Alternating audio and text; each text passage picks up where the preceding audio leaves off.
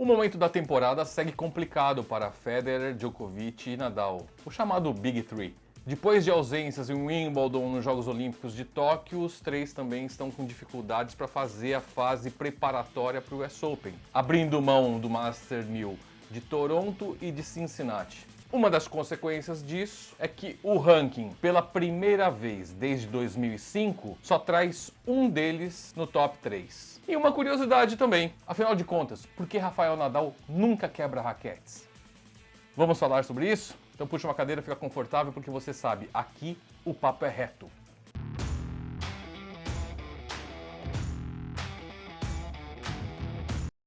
Muito bem, pessoal, aquele recadinho básico do YouTube. Se você curte esse conteúdo voltado para tênis, se você é um apaixonado por tênis, como o dono do canal aqui, então, por favor, se lá na frente a gente trouxe alguma informação bacana, alguma reflexão, alguma análise pertinente que você curtiu, considere se inscrever aqui no canal, deixar um like pra gente, compartilhar esse vídeo com seus amigos, a turma do condomínio, da academia, enfim, que vocês sabem que curte bater uma bolinha. E aproveitem também o espaço aqui embaixo de comentários para deixar a reflexão de vocês, a opinião de vocês sobre o que a gente tratou aqui no vídeo, ou assuntos que a gente não tratou, mas que vocês gostariam de ver abordados aqui pelo Papo Reto. Como eu sempre falo, tudo que a gente faz aqui é pensando em vocês, então nada mais justo do que vocês nos ajudarem a produzir esse conteúdo. Então deixa aqui embaixo na área de comentários o que vocês pensam sobre isso, tá bom? Então vamos pro vídeo.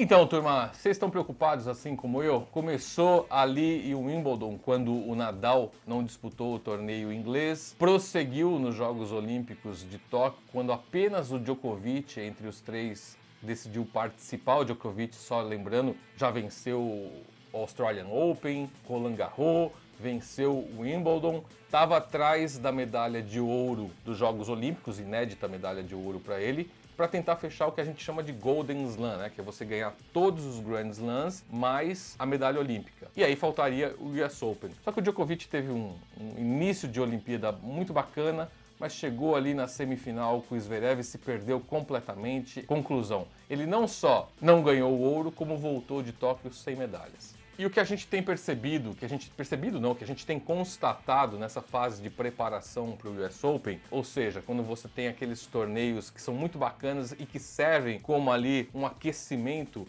pro Grand Slam, então a gente está percebendo que, por exemplo, Toronto e Cincinnati, a gente não está nem contando o Indian Wells, que por causa do calendário acabou ficando mais para frente, mas que faria parte dessa fase de preparação, mas Toronto e Cincinnati não vão contar com os três grandes nomes do tênis mundial. O Nadal até tentou jogar o ATP 500 de Washington, mas caiu muito cedo, ali logo na segunda rodada, e depois, ao anunciar que estaria fora de Toronto também, que é um ATP 1000, ele mostrou ali, citou o problema, que é uma dor muito forte no pé. Claro, com fisioterapia, tá tentando recuperar, mas fica sempre aquele suspense, né? Aquela dúvida. Se não conseguir recuperar com o tempo, eu acho que ele não vai querer arriscar e correr o risco de ficar fora do US Open. O Nadal não vai disputar Cincinnati, o que já fizeram Djokovic e Federer. No caso do Federer vem de cirurgia no joelho. Ele revelou há alguns dias que durante a disputa de Wimbledon ele sentiu essas lesões, por isso que ele não disputou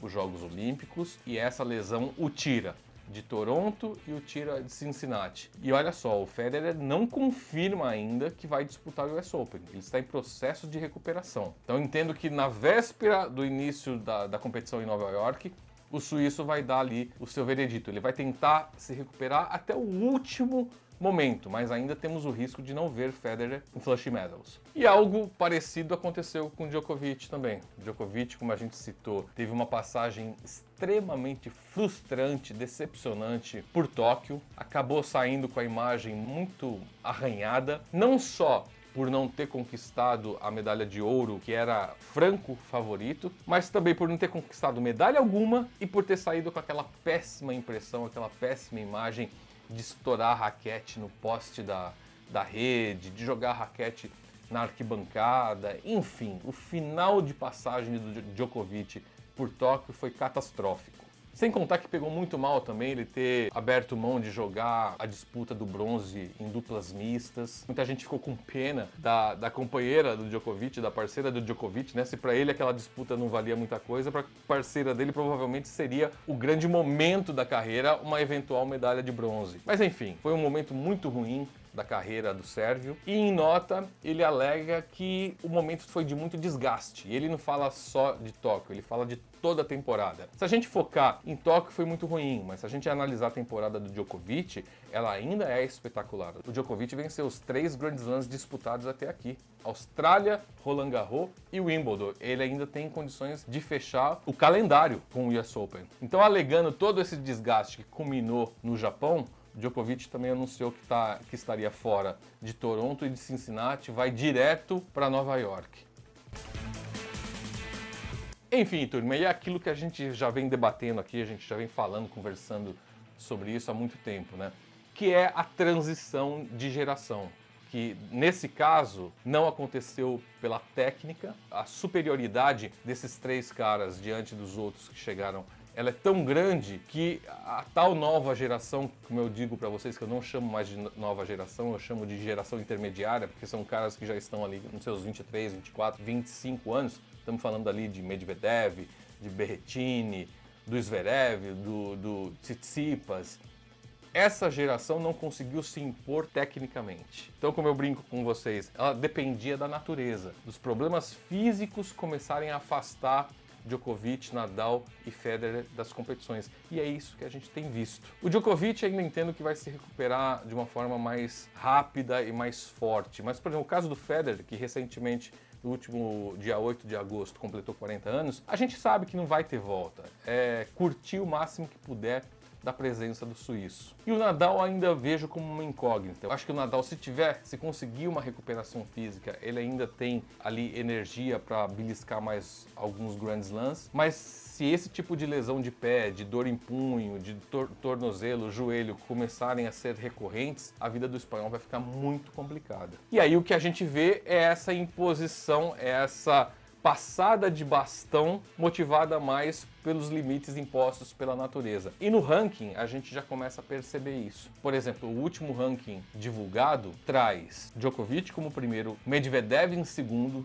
e o Tsitsipas em terceiro. Aí vocês vão falar assim, pô Vila, mas o que mudou aí? Qual é a novidade desse ranking? A novidade, meus caros, é que pela primeira vez desde 2005, ou seja, em 16 anos, a gente está em 2021, pelo menos gravando esse vídeo, não sei quando que você vai assistir isso, mas gravando esse vídeo em 2021, há 16 anos não acontecia das 3 primeiras posições do ranking não contarem com pelo menos 2 desses caras. E aí eu tô colocando também o Andy Murray, que ali na 2010, 11, 12, ele ainda brigava com esses caras pelo Big Four ali. Ele conseguiu entrar nesse grupo por um período. Mas desde 2005, essas 3 primeiras posições do ranking sempre tiveram pelo menos 2 desses caras. E agora a gente vê que apenas um, o Djokovic, está ali. Nadal e Federer escaparam. O Federer está em nono e o Nadal, com uma série de problemas de desistências, não conseguiu defender pontos, caiu para quarto. Então, como eu sempre falo para vocês, e eu vou bater nessa tecla o tempo todo. Se você gosta mais do Djokovic, do Federer, do Nadal, pouco importa. Aproveitem bastante enquanto esses caras ainda estão em quadra, porque daqui a pouquinho, só aqui no YouTube, puxando vídeo para assisti-los. Então entendam o privilégio que vocês têm de poder acompanhar esses caras ainda ao vivo dentro da quadra. E turma, eu deixei para o final aqui uma curiosidade. Recentemente, o site Bola Amarela de Portugal trouxe uma informação. Eu vou até pedir para daqui a pouquinho a nossa equipe colocar na tela aqui para vocês a declaração do Tony Nadal, que perguntaram para ele por que o Rafael Nadal não quebra raquetes, né? O que acontece, como que ele foi preparado. Que você vê todos os grandes jogadores, ou pelo menos a maioria deles, em algum momento da sua história, você tem esse episódio de quebrar uma raquete durante o jogo. A maioria deles passa por isso. Alguns conseguem ter um controle um pouquinho maior conforme ganham experiência, conforme a idade vai chegando. É o caso do Federer, por exemplo. O Federer no início de carreira era muito temperamental, estourava a raquete, reclamava, jogava pro alto. E com o passar do tempo, acho que ele foi tomando consciência do que ele representa, foi amadurecendo, enfim, aquela história toda, e passou a ser um jogador exemplar. Do outro lado, tem o Djokovic. comportamento completamente o contrário. A gente já falou, deixou Tóquio recentemente com essa impressão ruim, com essa imagem ruim de estourar raquete, de jogar na arquibancada. Djokovic é muito mais temperamental, mesmo o tempo, mesmo a experiência, mesmo a rodagem, mesmo todo o dinheiro e a premiação que recebeu não foram suficientes para acalmar esse ímpeto, esse temperamento do Sérgio. Enfim, são comportamentos diferentes. Mas chama muito a atenção de quem acompanha tênis, por exemplo, o caso do Nadal. O Nadal, ninguém tem uma imagem dele, um histórico dele, um vídeo dele quebrando uma raquete, tendo esse tipo de comportamento. Aliás, se vocês acharem algum vídeo ou conhecerem alguma imagem dessa, manda aqui pra gente, que no próximo vídeo a gente registra. Mas olha, vai dar trabalho para achar, viu? Se é que existe. E perguntaram exatamente isso pro Tony Nadal, que além de tio do Nadal, acompanhá-lo desde o nascimento, foi técnico dele desde ali dos 5, 6 anos, quando o Rafael pegou uma raquete de tênis pela primeira vez. E o Tony contou uma história muito bacana, que é o que eu vou pedir para nossa equipe colocar aqui embaixo na tela para vocês. Ele fala exatamente isso, que quando o Rafael Nadal tinha ali por volta de 6 anos, ele fez um acordo com o Nadal. Falou o seguinte: olha, eu só vou ser seu técnico se você não estourar raquetes, se você não quebrar raquetes, porque existem muitas crianças pelo mundo aí que precisam de uma raquete e não tem dinheiro para comprar.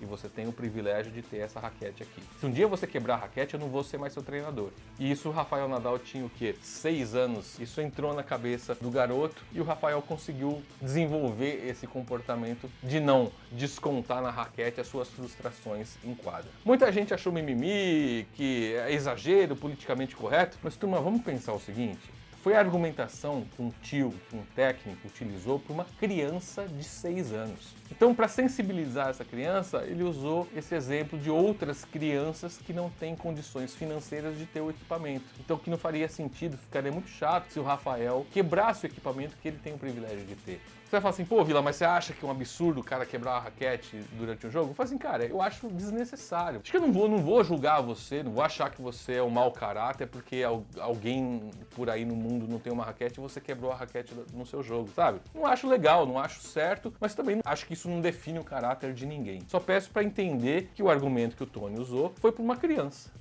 E serviu e funcionou muito bem. Mas e aí, turma, o que vocês pensam de tudo isso? Vocês acreditam que o top 3 aí vai conseguir disputar US Open legal, em boas condições, nos cascos? Ou mesmo com a presença deles em Nova York, a tendência é que a gente tenha, como no ano passado, uma final, sem contar com eles, como foi Thiem e Zverev. E na história do ranking, vocês acham que é uma tendência agora que apenas o Djokovic se mantém ali entre os 3 primeiros colocados? Vocês acham difícil Federer e Nadal voltarem a essa posição? E finalmente, sobre a história das raquetes. Como é que vocês se controlam? O que vocês pensam no momento em que dá aquela vontade de estourar a raquete no chão? Acho que todos nós já passamos por isso, mas você acaba se controlando. O que você pensa naquele momento? Qual é o exercício mental que você faz para evitar esse tipo de comportamento?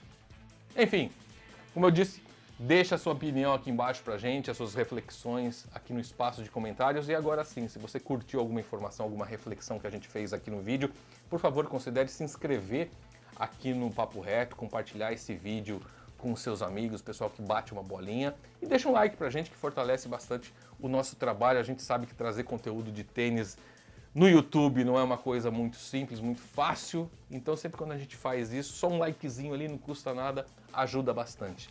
Tá bom, turma? Mais uma vez, obrigado pela companhia de vocês e até o próximo Papo Reto.